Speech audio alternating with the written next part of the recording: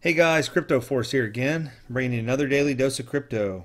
And the coin I want to review today is SOLA coin. Now I got to give a shout out to an American Homestead. That's his YouTube channel, and it is an awesome YouTube channel. I did check it out. It's all about off the grid living in any aspect you can think of. And he's the one that asked me to do a review on SOLA coin, and I'm glad he did. Now I do have some questions about it, but fundamentally what I've seen is pretty inspiring, and it's interesting. So let me get down to what it is.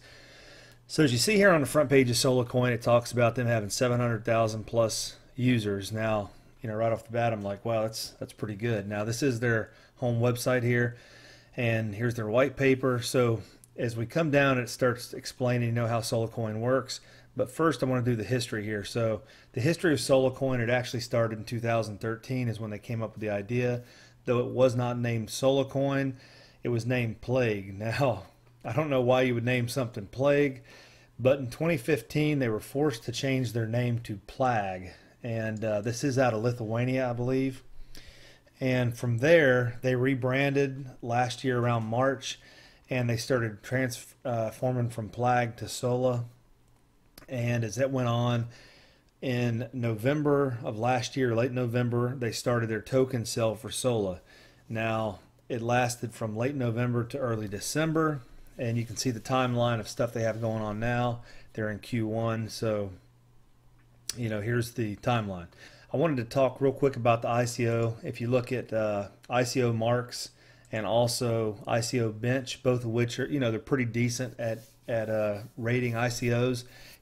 SOLA got a pretty good rating here. I mean, they got a 4.4 out of 5 on ICO bench, and they got an 8.1 out of 10 on ICO marks. So both these ICO rating websites gave SOLA a pretty high rating. I mean, an 8 out of 10 and a 4.5 out of 5. That's pretty good. So as I continue to do some research here, you ask the question, okay, so what is it fundamentally? Now, as you know, Facebook, the way they make their money and the way they run Facebook is the corporations, i.e. Facebook, they'll actually get their revenue because they sell access to advertisers that, continually blast your Facebook pages, your Twitter pages, things of that nature with content, and that is for the corporation to make money. So when they do that, they're actually treating you as a resource. Now, what SOLA wants to do, they want to be, and they name themselves the social media of the future or the next generation. And they want to make you a partner, not a resource.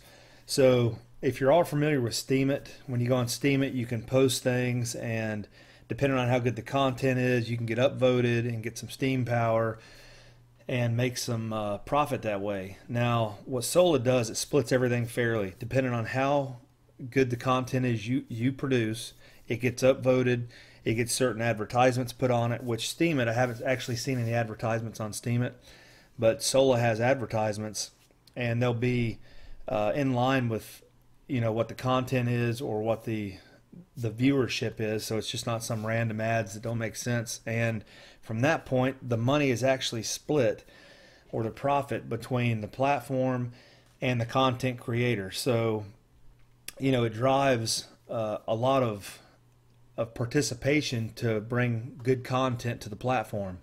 Now, if you look at their team here, I don't really know who these people are. They have some pretty cool backgrounds here, but nothing really sticks out. But one of the big things is, if you look at their advisors, you have the CEO of Syndicator on here, and also the CEO of Open Ledger. So there is 2 people here that are pretty prominent that are advisors in this project, which that's pretty good. But like I do always say, there is a name and a face with who's the creators, developers, advisors, and so forth. It's just not some computer animated thing, or a lot of these ICOs or these tokens don't even put a team on here at all. So that's a little bit about the team. Now, a few more things to talk about SOLA. We have their Twitter page here. Now, they don't have a really big following, so I don't know that people really know much about SOLA, because I'd never heard of it until the guy in the comment section put it on here to check it out. So they have about 2,700 followers, which really isn't that many, but I just don't know that people know much about SOLA. And the weird thing is, if we go to the actual sola.ia, which is where you sign up to go on the SOLA platform to start putting content down or upvoting, things of that nature, it says there's 809,050 users on here now. So I did not make an account yet. I may do that here in the future just to check it out, see what it's about. I'm going to do some more research on it. But some of the things that SOLA does as well, you know, they have core values, they have commitment to community, and they want to follow them. They set rules to maintain trust between everybody involved. They preach fairness, so they recognize the users as full partners. So like I said before, they're not a resource, and that way they split the income and all proceeds fairly among the users. And you know, they retain the other half for the development of the platform. It is totally decentralized. Every bit of it is, between the operations, the information, the media storage, and it does rely on user-hosted nodes. It has an open ecosystem, so third-party developers can audit to improve the core platform, or you can build on SOLA without even asking permission.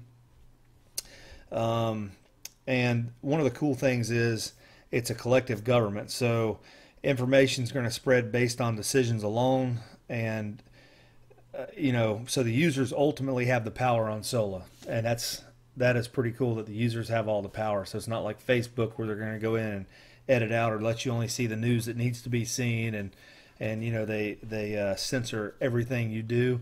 SOLA is not like that. Now, here's some of the questions I have about it.